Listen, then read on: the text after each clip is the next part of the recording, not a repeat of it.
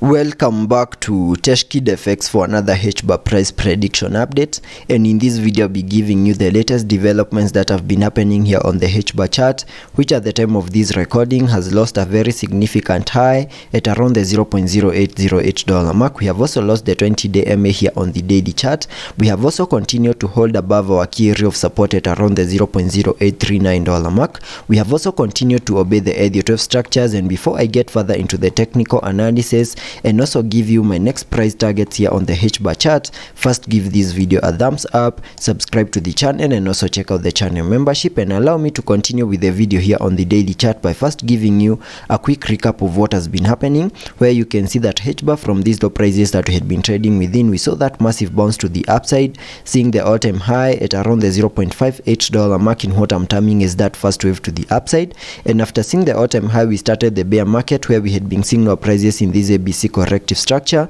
in a move that gave us a low at around the $0.0356 mark in what I'm terming as the low for that higher Elliott wave count 2. And after seeing the formation of a higher Elliott wave count 2, whatever we expect on the long-term scenarios is the start of this massive bounce to the upside in the formation of this wave 3. And here on the daily chart, I have a minimum target area to the upside in the formation of that wave 3 at the fib level 1.618, and that is at around the $0.9768 mark, and that is the minimum that I'm expecting Hbar to do on the long-term scenarios. And jumping to the 4-hour chart for further analysis and also give you the short-term scenarios that I'm expecting to play out, you can see that Hbar, after seeing its low down there at around the $0.0356 mark, we started this massive bounce to the upside, obeying the Elliott structures, where you can see that I have this Elliott structure in yellow, having that as the first wave, then a wave 2, a wave 3, giving us a high at around the $0.0808 mark. Then we saw that corrective structure in the formation of that wave 4 before we started this massive bounce to the upside in the formation of this wave 5,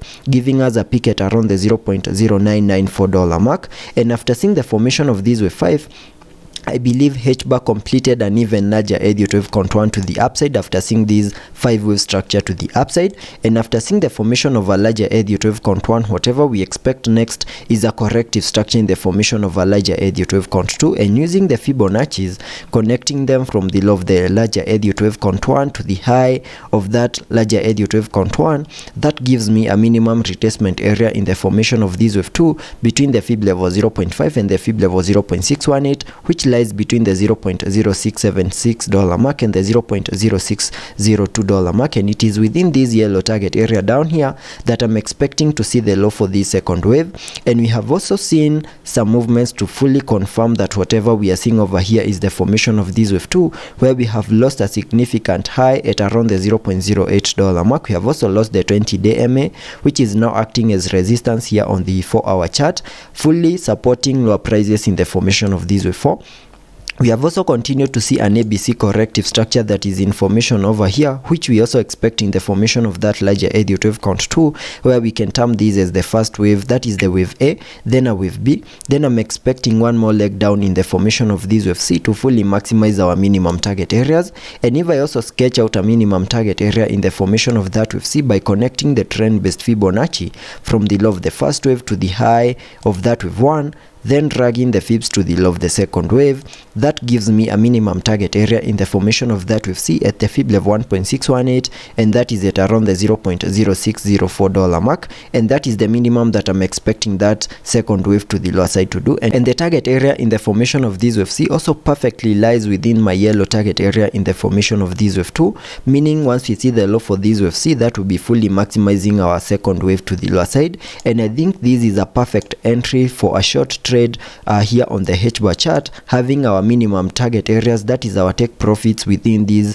yellow target area that I have right here. So for those that are doing futures, this might be a very good opportunity, and for those that are holding, then I think this will be another perfect entry to get back into Hbar so that we can be able to ride that massive bounce to the upside in the formation of this wave 3, and also taking a look at the indicators to see what movements will be supported. On the RSI, we are trading at around the 34 mark, meaning we have massive room for us to fully support lower prices in the formation of this wave 2. Also taking a look at the MACD, we have been able to print a bearish cross, fully supporting lower prices in the formation of that wave 2. So let's be patient and see how that plays out, and I'll be keeping you updated.